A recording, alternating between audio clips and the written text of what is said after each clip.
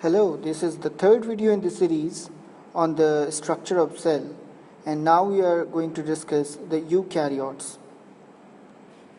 For the scientists, there was the necessity that they should study the cell or the structure of cell into two ways, and dividing the cell in two types. One is the prokaryotes and the another one is eukaryotes.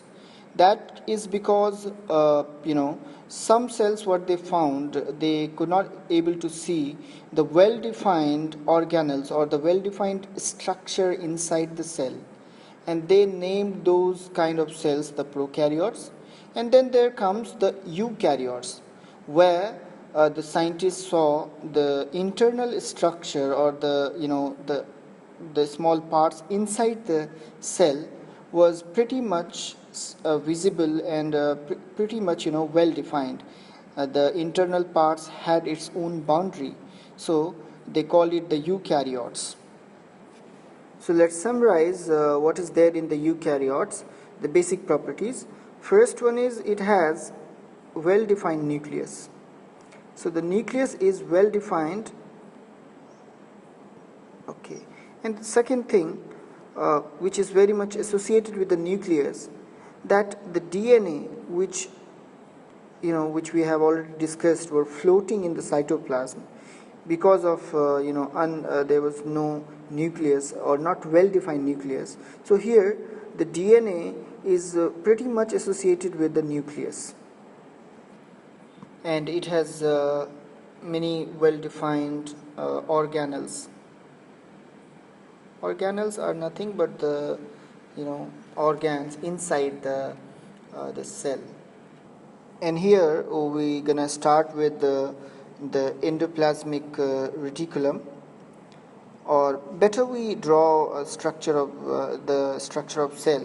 So a cell which is prokaryotic. So first we will draw that. Well, this is one very simple and rough drawing for the cell, and we can see the internal parts here. And okay, this I want to point it out as this one would be plant cell. And here what is important that we see there is one portion, which one is this thing. Okay, this thing, this is called the vacuoles.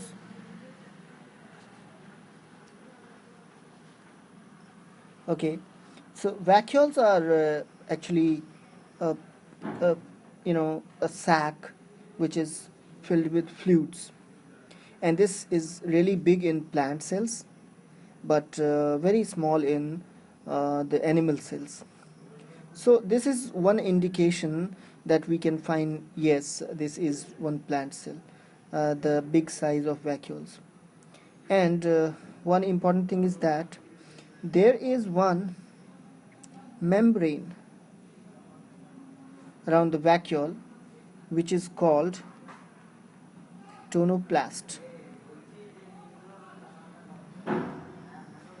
When it comes to the function of the vacuoles, one important function is it is helpful in osmoregulation.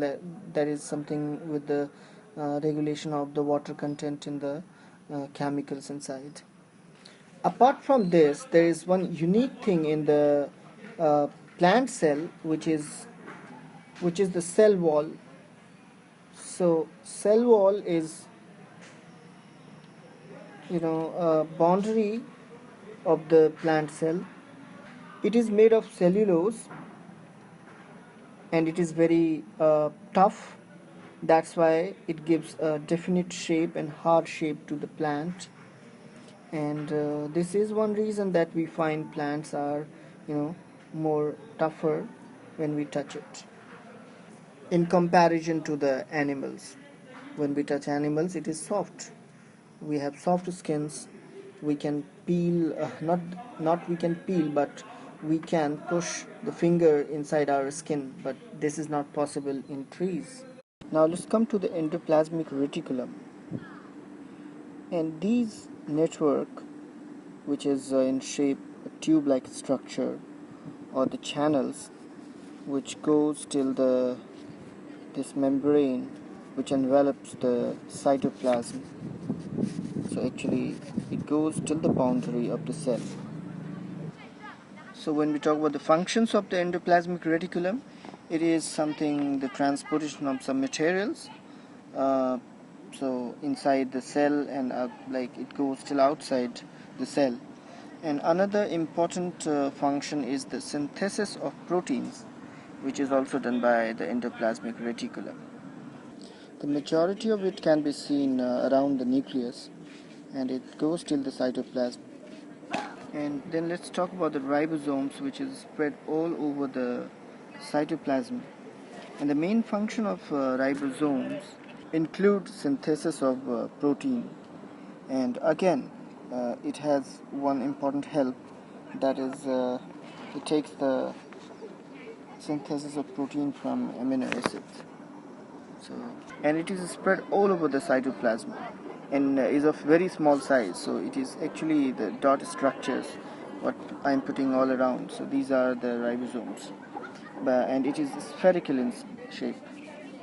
Ribosomes are composed of the RNA and proteins. So this is one important point. And with that, we are done with the ribosomes. Now come to mitochondria. So this portion, this structure is mitochondria. It is a rod-like structure. It is semi-spherical and semi-solid structure. Okay, it is not semi-spherical. This is rod-like structure and semi-solid. Okay, then it has inside it DNA.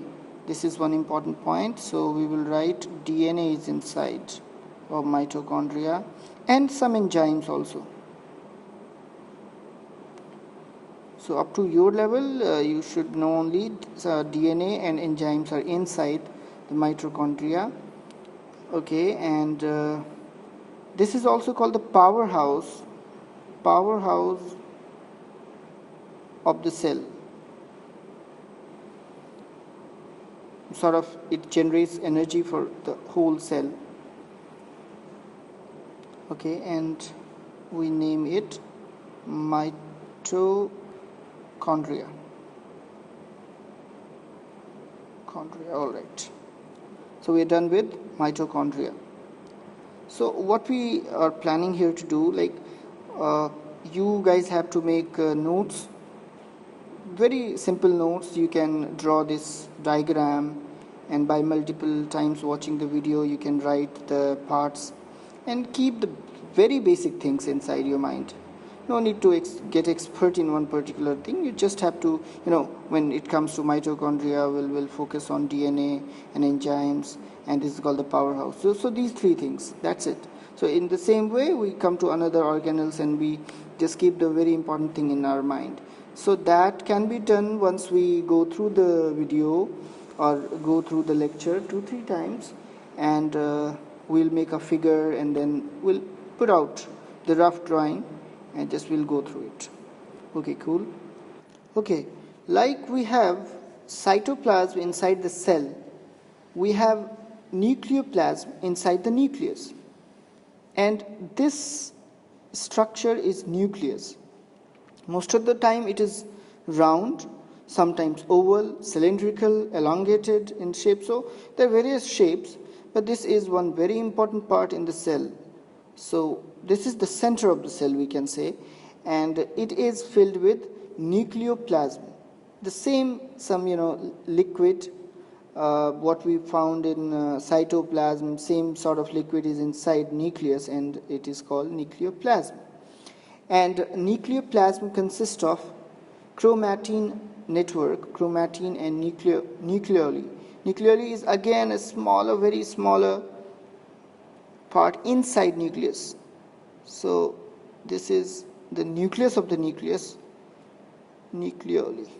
Okay, and this body is called nucleus. Okay, nucleus. Okay, when we talk about the nucleus, I've already told that inside there is this chromatin network, and it consists DNA, RNA, and proteins. So inside we can find DNA, RNA and the protein, and nucleus control all the cell activities. So this nucleus is the portion which is where every control is there. So it controls all the activities inside the cell and is responsible for the transfer of hereditary character, because because DNA is inside. So DNA, this actually is responsible for the transfer of hereditary characters. So nucleus itself, this is the portion which will help or which will transfer the hereditary characters of the cell. So very important portion. And while cell division, it breaks down into two. So nucleus also breaks down into two in cell division, and every cell has nucleus. But when it comes to prokaryote, we don't see it, but still it has. So it is because it has no definite boundary, that's why we can't see it, but it is inside cytoplasm somewhere. Okay. Also, nucleus has one membrane like the envelope, that is nuclear membrane, like we have the cell membrane which envelops the cell. So with this note, I'm wrapping up this video again, and now we have 3 videos in the line for the structure of cell. And I don't claim that this is the complete video, because there are many more small things inside the cell which are bit important also. So for that we better consult a book as well.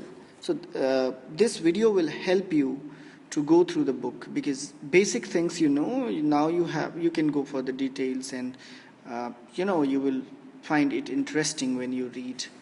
So thanks much.